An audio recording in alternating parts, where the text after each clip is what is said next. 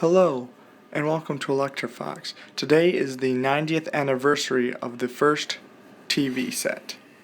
The first TV set was invented in 1926 by J.L. Baird.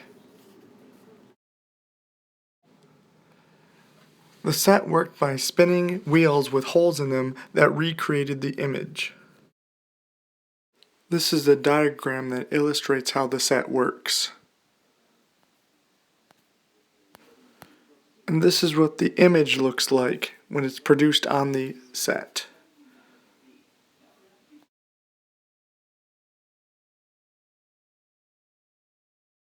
Thank you for watching this video on the history of the first television. If you like this video, don't forget to check out more of my videos and subscribe to my channel. You have a wonderful day.